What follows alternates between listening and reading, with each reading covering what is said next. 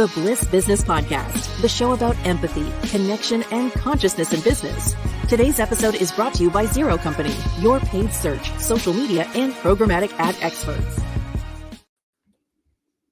Hello, and welcome back to the show. So in a world where burnout is becoming all too common, how can we rediscover joy and purpose in our work? That's what we're looking into today, and we're going to dive into that with our guest. I'm Stephen Skash here again with Mike Lusky. Mike, introduce our guest today. Awesome. Thanks, Stephen. And to our friends, that follow us on the podcast, welcome to another enlightening episode of the Bliss Business Podcast. You're in for a real treat today. Today, we're going to delve into the transformative power of mindfulness and purpose. And we're both in the workplace, right? With our guest, and he's got just a remarkable journey from humble beginnings in rural Louisiana to becoming a successful entrepreneur and an inspirational leader. Beyond that, he's a cancer survivor. He's also the founder of the Improver Group, which is dedicated to enriching the lives of leaders, entrepreneurs, and their teams with the essence to try to really thrive both personally and professionally. And I think, as you find out, his story, which you're truly going to enjoy, is a testament to, number one, I think his resilience, his faith, and his purpose. And so he brings really a wealth of knowledge on the topic of mindfulness and enhancing that in the workplace with the dynamics in the workplace, how to foster a strong culture of empathy and productivity, and then really kind of at the end, to turn those challenges into opportunity. And so as the audience, you're always, interested, what am I going to get from this episode? So you'll discover a few tips on integrating mindfulness into your daily routine with your team, how vision and purpose can transform that journey. So with that, let's welcome Justin Winstead to the Bliss Business Podcast. Welcome, Justin. Hey, man. Thank you so much for the opportunity to be here and serve your audience through this incredible medium of live podcasting. I mean, man, this is awesome. I will say, though, I like to try to exceed expectations, and you raised them a little high, so I got to work really hard today. I like to lower them. It makes them easier to exceed. We're in trouble. Rock star. It's all right. Hey, Justin, can you share your personal journey and kind of what inspired you on the path you're on there? Yeah, so the quick highlight of my life is I was raised in Northeast Louisiana, like you said, a little small town outside of Monroe. If you guys are familiar with the Duck Dynasty, guys, I'm kind of from that area. I'm just a cleaner shaven version, one of them. So this accent is what happens when you mix Louisiana country boy, Cajun boy with Texas twang. This is what comes out. So, but was raised out there. My dad was a high school dropout. My mom was a public school teacher, and I had siblings, and we just kind of struggled a lot in life. Money was hard to come by. There was the haves and the have-nots in the world, and I felt like we were on the have-nots side. I can remember looking through the floor of our trailer house and seeing the ground underneath because we didn't have solid flooring. And when it would rain, we'd get buckets and bowls to catch the drops so that the house wouldn't flood. And yeah, just kind of growing up, relationships were big. Family was big. We loved to get together and eat and visit, a lot of front porch and back porch sitting. Somewhere along the way, I developed this idea that money is bad, rich people are evil, and if you are successful in business, you cheated your way to get there. And that was a part of my paradigm and philosophy on life. And I got really involved in our church probably around the same time, and they weren't the ones who kind of planted that idea. But I ended up going into the ministry because I thought, well, I love people. I love serving and working hard. It was a part of my upbringing. And so I went into Christian ministry, and that really kind of exacerbated that mindset of the money is bad, because so much of that is like, if you are sweating through life and it's painful and toiling, then that's a badge of honor. But one of the things that began to dawn on me over time, spent about 10 years doing youth ministry, church planting, pastoral work, was this idea that where there is no margin, there is no ministry, there is no mission, there is no way to serve people and help people without margin. And I began to get interested in this idea of creating margin in my life with my money, with my time, with my energy and focus. And I went into the business world, and there's a lot of roads that I traveled through that with real estate and some oil and gas. Of course, everybody's got to jump into a multi-level marketing plan at some point. I did one of those. But the where I really found my spot was building a property and casualty insurance agency. And part of the way I built that was using the skills that had helped me be successful in ministry, of teaching, of facilitating group discussion, of mentoring. And I built my agency that way from a marketing standpoint. That was the way I served my referral partners. And over time, I just began to realize that actually it's that teaching, that serving, that counseling and guiding that I enjoy the most. And so now where I'm at with the Improver Group is I've smashed these two things together. You know, how do you think about life in a big way and think about causes and people and others that are bigger than yourself? How do you operate with integrity and still try to have morals and love in your living?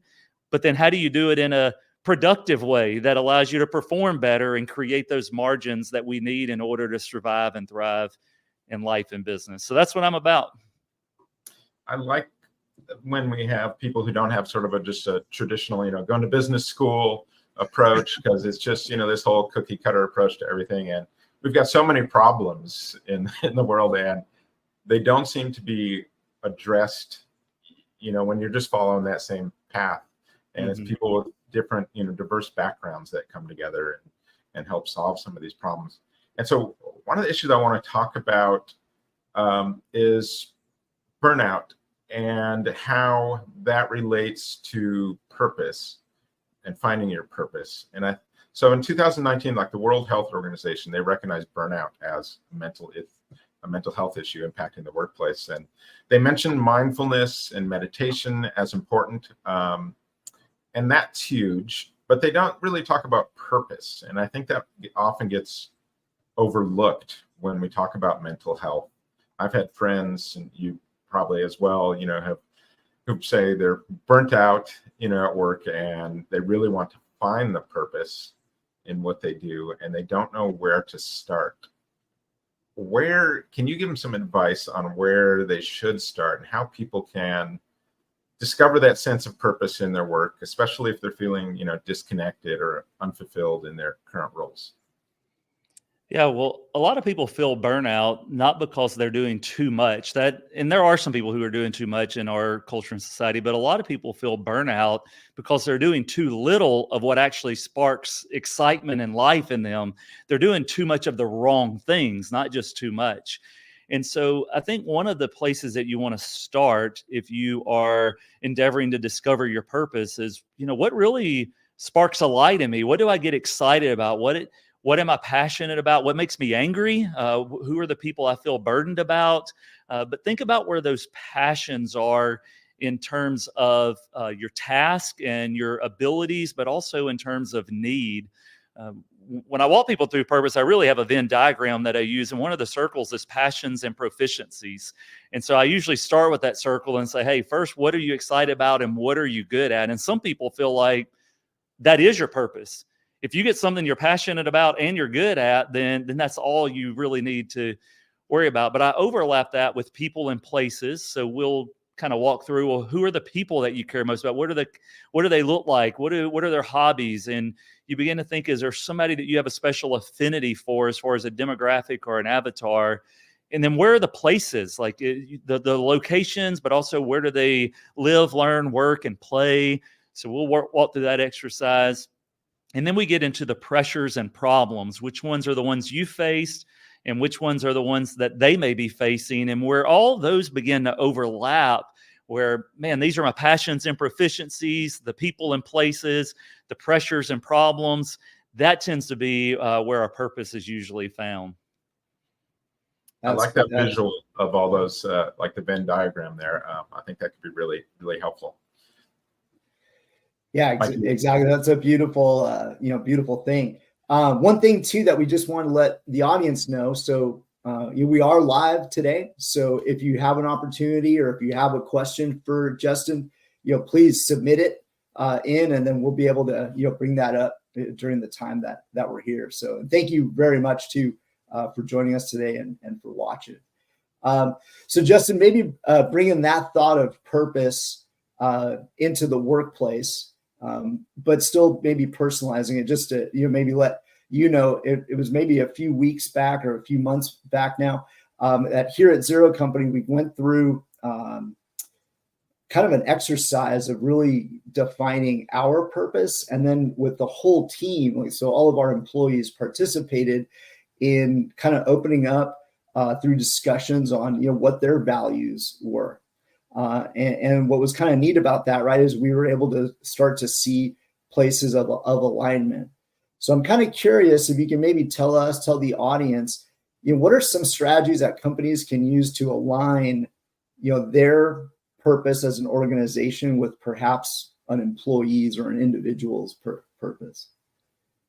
Yeah, that's a fantastic question. And it is something that this is where I love the coaching part that sometimes feels really 50,000 foot view and it just feels theoretical, but like, what does it mean to my business and how do I apply some of this? And I feel like one of these areas comes in this idea of creating assessments to evaluate your people to find out what really is driving them, what truly is their proficiency in a certain area, or where are their passions. There's two assessments that I have a special affinity for. One of them is the Working Genius by Pat Lencioni and the Table Group. And one of the reasons I love that assessment is because they distinguish between what is a working genius and what's a working competency. And so a competency is something that you're good at, but it still drains your energy and joy. Whereas your genius is something that you're good at and it gives you energy and joy. It refuels that. And what happens oftentimes in the workplaces is leaders and managers, employers, they put people in positions of their competency. They went to school and got a degree for it. And this is a task they can do well, but yet it's taking the life out of them. And that's why it's so hard right now. People are so discouraged and depressed because they're facing personal challenges and distractions and pressures like never before. Then they come to work and they're good at this task, but they just don't enjoy it. And so finding their genius area and putting them in positions that help with that, I think is incredible and a way to add value. The other one would be the 5 Voices, which is from Giant Worldwide. And that assessment, what it does is say, well, less about the type of work you do and the task. What are the things that you care most about and how do you interpret the world around you? And then more importantly, how do you try to influence others? When you speak up, what is the perspective you're speaking up from? So I'm a big football fan. And I always use the analogy that if you want a great team, you've got to have the right people in the right positions, and the Working Genius is helpful for that.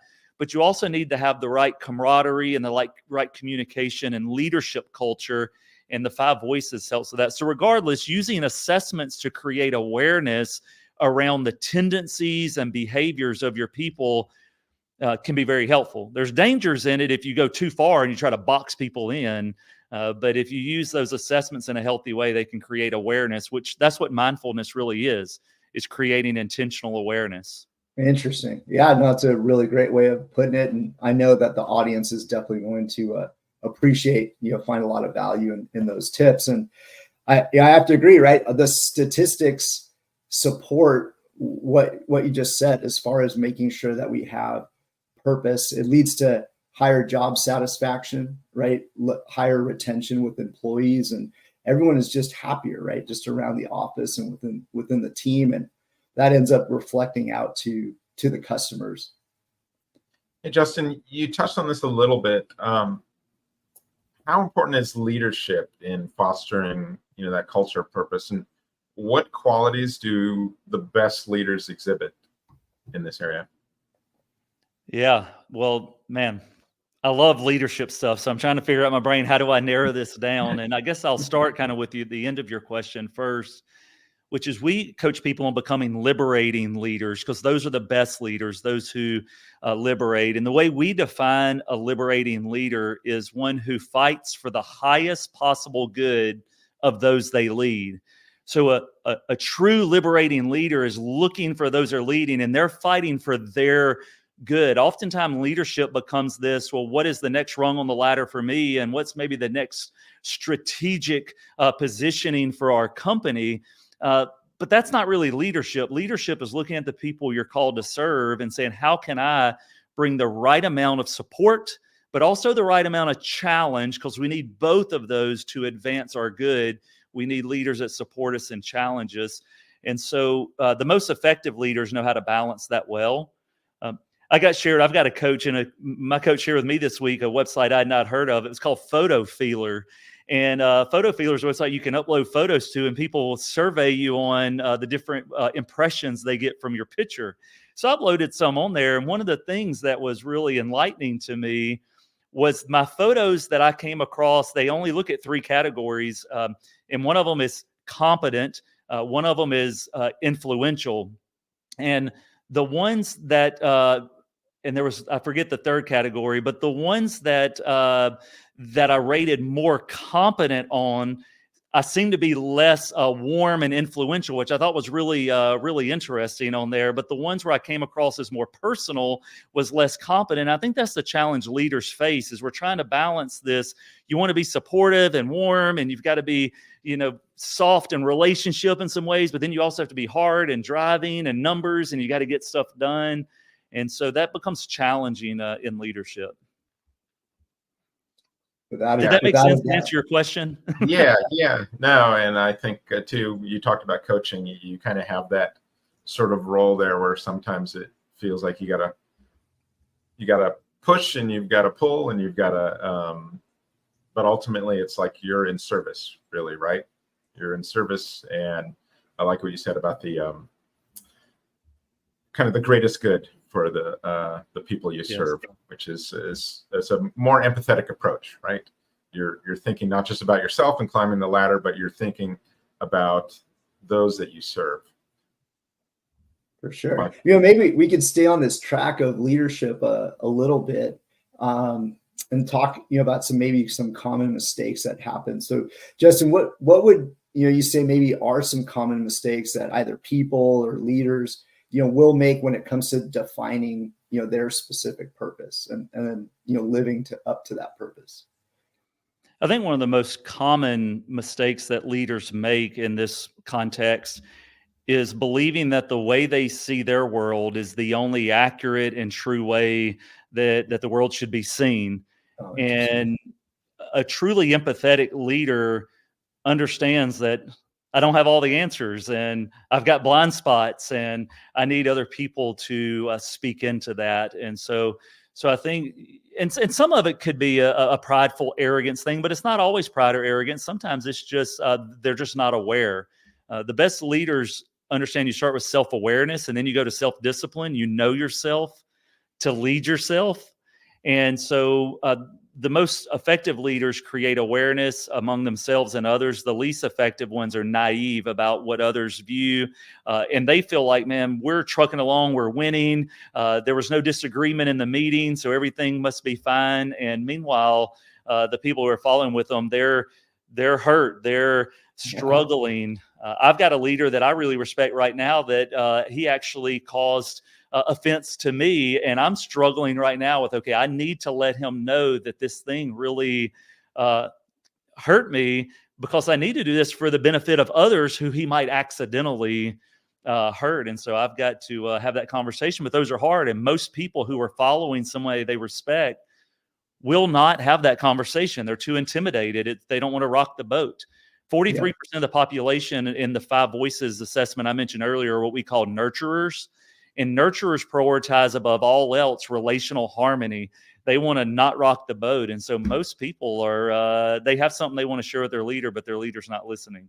Right. Yeah, exactly. What would you say would be a technique to break that barrier down as a nurturer and be able to articulate, whatever the frustration is, and what are some tools perhaps that you've used? Yeah. So my favorite secret sauce on this is the phrase that I call compassionate curiosity. So with you guys loving empathy so much, you'll love that compassion word. But compassionate curiosity is a way of approaching these tough situations. And instead of being from a position of authority or from strength, regardless of if you're the one leading or you're trying to talk to your leader, you're approaching this from a position, first of all, of love, and you care for the other person and you're fighting for their good and you're looking out for others. That's the compassion, and yourself. You're having compassion on yourself as well, full of compassion, but you're doing it in a curious kind of way. Many years ago, I read 2 books back to back, and I kind of smashed together a formula between these formulas in these 2 books. And the books were Crucial Conversations, and then Never Split the Difference. You guys probably know that one by Chris Voss on negotiation. And the formula that I pulled after smashing those 2 concepts together was open-ended questions with empathy and curiosity in a late night DJ voice. And so if you can, as a technique, if you can get low and slow, and that requires mindfulness, that requires you being aware of your heart rate, being aware of your emotions. But if you can slow that down, maybe try some box breathing. I use a 1-minute pattern is what I typically do. It's 5 seconds in, hold 5 seconds, 5 seconds out. I do that 4 times, and that's a 60-second breathing exercise. So you go low and slow. And then you go in with empathy and curiosity, and you have, what are the questions I need to ask? When most people are going into tough conversations, they're thinking of all the things they want to say. Even marketing, when most people would do a one-to-one marketing to like a direct sales or they're cold calling, they're usually thinking of, what do I want to tell this person? And the real magic is, what do I want to ask? Like, what are the questions? So if you can ask these questions in an empathetic, curious way, and keep it low and slow, you're in a good position to be an empathetic, but also a challenging leader.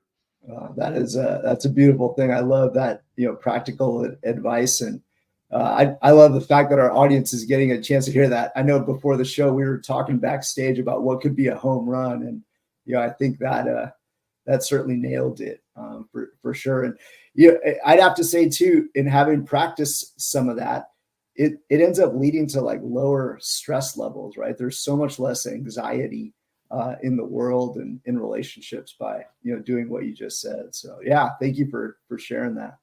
Yeah, I'd love to just underline that phrase, compassionate curiosity. Like, if more of the world could just have that, we'd be so much better off, because it really is a connecting kind of concept, right? You're trying to connect. You're not disconnecting, and we have so much of that going on right now that, yeah, if we just had a little bit more compassionate curiosity in our systems and, with each other, it would make life so much better.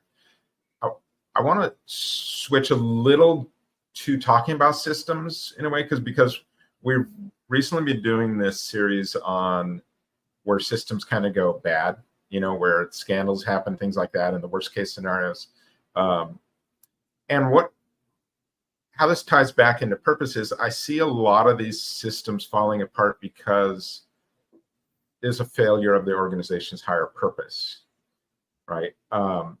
So there's that focus solely on profit, and that easily allows creep into unethical areas for people when you're just solely focused on that.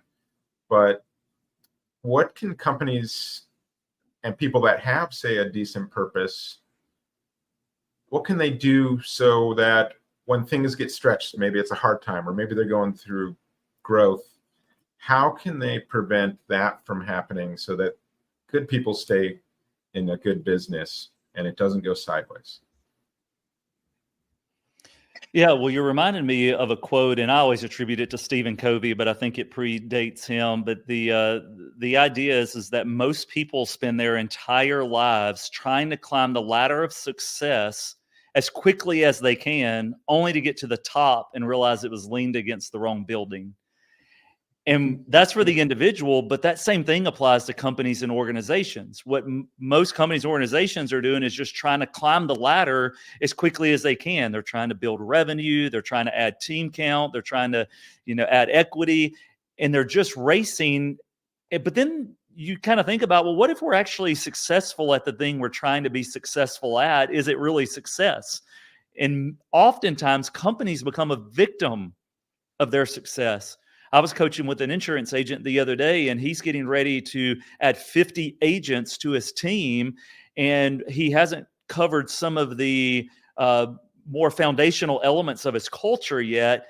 And he said, well, let me get them on, and then we'll come in and work on the team culture. And I thought, well, if you're successful, you're going to become a victim of your success, because you're going to attract in the wrong people. You're going to attract in these headaches that are going to be antithetical to what you're trying to create. So part of it is your why, your vision, your purpose helps you to make sure as a company that you're leaning your ladder against the right building and you're getting to the right destination. And that helps everybody involved. So first of all, you got to have a vision. Second of all, you got to make sure it's the right vision and it's getting you where you want to go.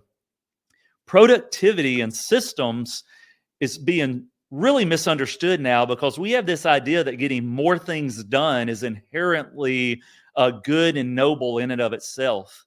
And true productivity is not doing more things. It's doing more of the right things. It's doing more of the things that matter. And we are in this weird phase right now where tons of people are getting really efficient at doing stuff that really has no effect to the bottom line. One of the things I do when I hire people is I always give them this statement. I say, we don't hire for activity and availability. We're hiring for productivity. Because often companies and the government, not to get political here, but the government can hire for people to just fill a position. And as long as they're available and present and they're moving around papers and doing tasks and showing up for meetings, their job is secure. And that's availability and activity, but that's not productivity. So you got to ask yourself, well, where is the goal line? And are we really marching the ball down the field or not? Yeah.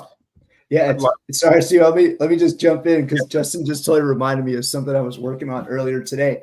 So, to your point, with our agency, ad copy is something that we do, and now with AI, right? You have all these marketers who can just pump out all kinds of ad copy using the various models that are out there. But at the end of the day, it's like if the ad doesn't resonate, if it doesn't create connection, if it doesn't end up in customer loyalty, it's like, who cares, right? Mm-hmm. That you can test a brand new ad every hour. So yeah, I totally agree with you, right? It's like, okay, let me just do more of this because it's easy versus what's hard. Yeah, I think I like the idea of the ladder on the wrong building. And I think so much of what we're directed toward in business are these KPIs of just, revenue KPIs. And it's this financial currency. And I always say we never look at the currency of love on there in that process. And so it's like, where is real wealth? Is it, building it in the stock market and stuff like that? Or is it making 1 billion people love each other more, right? Where's the real wealth here? And our KPIs for this are just so focused on the revenue side, because that's what pays the bills, keeps people employed and all that. But in the process, I think where we see things go wrong is we're just so focused on that, and we don't think about people. We aren't empathetic. We aren't doing it in a loving manner. How can organizations measure these kind of things, these purpose initiatives? Are there any creative or specific metrics or indicators they should look for or try for, or just even have the conversation about it? How do they go about that process? Yeah, well, I think there's two things that go on with this. One is an internal and one is an external. And I'm going to get kind of, preachy here from a biblical standpoint, go back to my minister days. But one of the things that the scripture teaches is that you take care of yourself and your own family first, and then you try to go out into the community and into the church. And it says a disqualifier for a pastor is someone who can't manage his own household.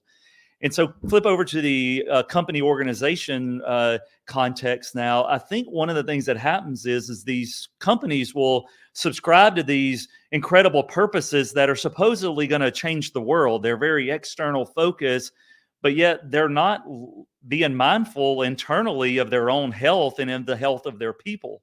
And so their own team members are showing up and they're discouraged and distracted and they're feeling stressed out and overloaded. And yet the leadership is telling them, hey, let's go out and make our communities better. Let's fuel this, passion project that we have.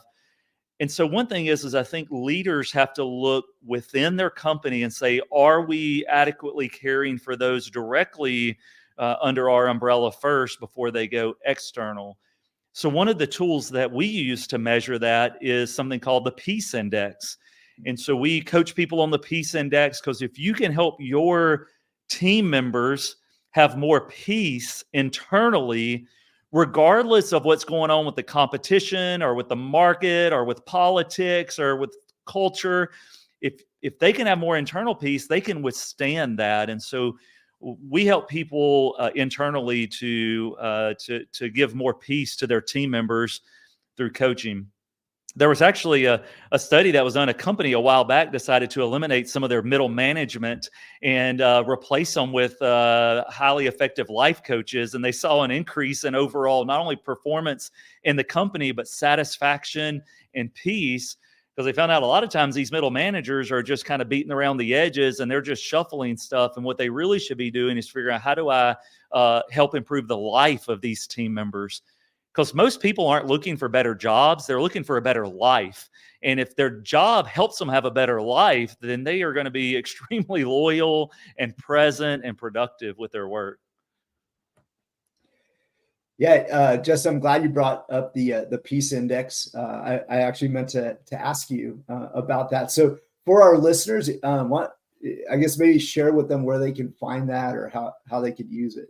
Yeah, so you can do this assessment for free at my website at improvergroup.com. You can also do that 5 Voices assessment I mentioned earlier for free as well. And the cool thing about the Peace Index assessment is you can take that more than one time as time goes on, so you can see what your results are. Are you increasing in peace, or are you stagnant, or are you losing peace in life? But the Peace Index is really made up of 5 core areas, and one of them we've been talking about a lot today, which is purpose. And so we look at purpose as being one of the drivers of your peace. We look at the people in your life, how healthy are the relationships? And that's why it's important for us to get coaching and to read books on communication and to try to be aware, because relationships and people have a large bearing on our peace. The place, your environment that you create, are you creating one that's exciting and or comforting? Are you creating one that, what is it that you really need in your environments? And some people don't have any place of solitude they can go and ever just slow the RPMs down and spend time decompressing, and that's causing their anxiety. So having a good place, having a good home, provision. This is one that's on people's mind right now with inflation and with all of the cost of goods. But are your physical needs being met, especially on the financial side? Then you have your actual physical health. And so that's going to have a bearing, of course, on your peace. If you're not healthy, it seems like no matter how good the other areas are, you just don't feel right and you don't feel well internally.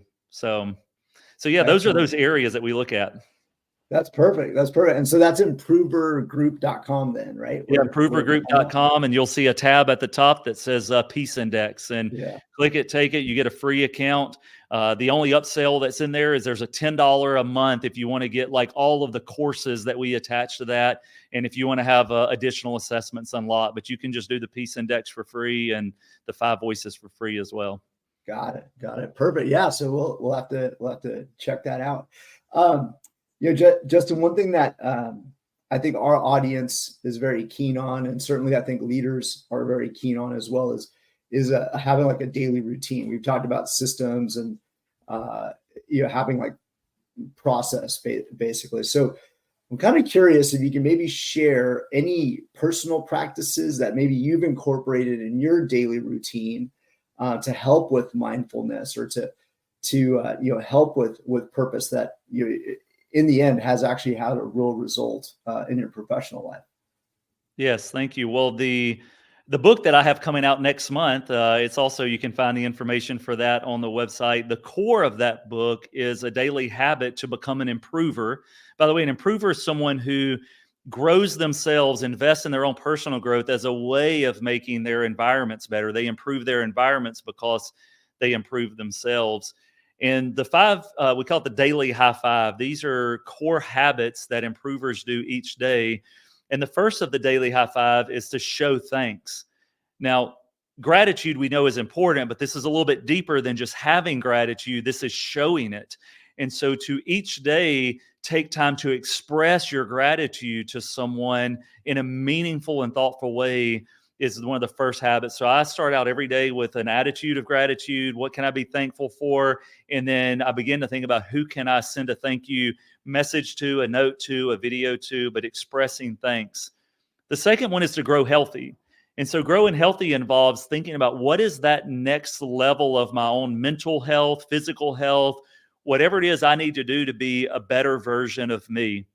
And so having some, of course, workout routine, a fitness routine is really helpful. The breathing that we talked about earlier is big.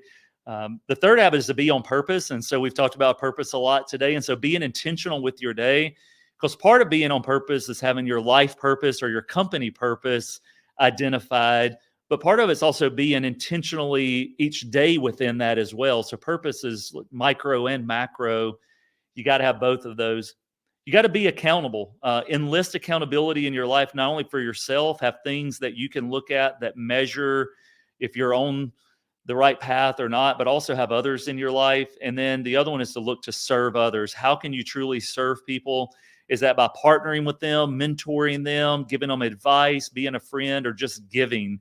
There's lots of ways we can serve. And to do those 5 things each day, you will be better, and the people in the environment around you will be better as well. That's beautiful. Right? Hopefully we can incorporate at least a couple of those. There you go. Yeah. We talk a lot about consciousness on this podcast and kind of where it's going. It's evolving, and we see like older generations in the workplace, they kind of start to focus more on meaning in what they do. But now we've got like the younger generation that actually is coming online with that really early in their process of their careers. So I think everything we're talking about as part of people's business is really just inevitable. Like this is going to be the inevitable future, right? What's your vision of the future in the workplace in terms of all this? What role do you see the Improver Group, and playing and others like that? Well, I see there be an incredible opportunity in the future for us to be more human. So some people are really anxious about, humanity, we're just racing towards our own extinction and the robots are going to take us over. And I think the exact opposite. I have incredible hope for the future that I think we're going to be able to automate a lot of the tasks that have required people to do, and that we will find the balance that allows us to have more opportunity to connect with one another. When you really think about what it means to be a human, a lot of that has to do with relationship. And AI will never replace true human connection. AI will never replace true human relationship. Even if I get a robot that looks like a person and that has all of the attributes I think would be awesome in a buddy, if I take them to the baseball game and we give each other a high five after a home run, it just doesn't feel the same. We know it's not a person on there. And so I see the future having a lot of opportunity for us to relationally connect with each other. And I think that's what these younger generations are experiencing. They're experiencing loneliness that's been created by isolation, by trying to live their experience online. And so they're desiring connection with other people. And so where I see Improver helping with this is it's coaching people along. How do you truly get rid of the distractions and discouragements and the friction and noise that gets in the way of truly having relationship? We want you to be more productive, not because we want your numbers to be bigger. We want you to be more productive so you have more margin in life so that you can connect with your fellow man. So that's where we're headed. That's how we want to serve companies, is bring the humanity back into the companies and have that empathy, that curiosity, care for your people. Yeah, I think that's totally on point. I know there are boardrooms out there that just have people solely focus on these, profit numbers and very stone cold, assessors, and this is what we need to do, and how can we grow into numbers, and that's the focus, meeting after meeting. But so what do you say to those who believe that love and compassion doesn't have a place in the business world? Man, like that concept feels so foreign to me. It's hard to even relate to why somebody would believe that or feel that. But to me, nothing is more important than serving one another. It's really what our country was built on. I mean, the idea that we were accountable to a creator and had compassion for our fellow man and the greater good.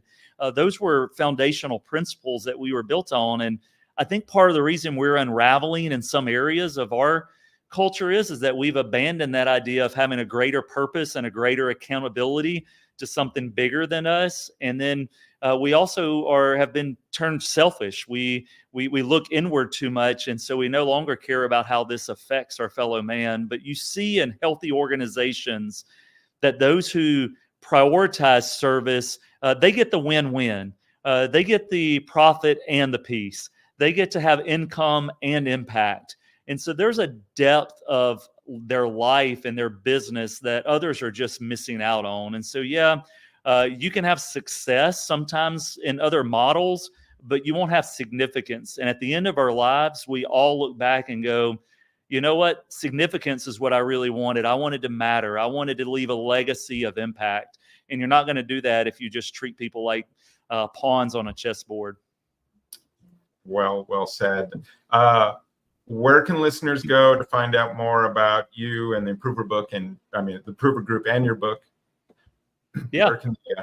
So improvergroup.com is our main company website. Improverbook.com will also take you to the book page. Sign up on that so you can get the announcement when it's available for pre-order.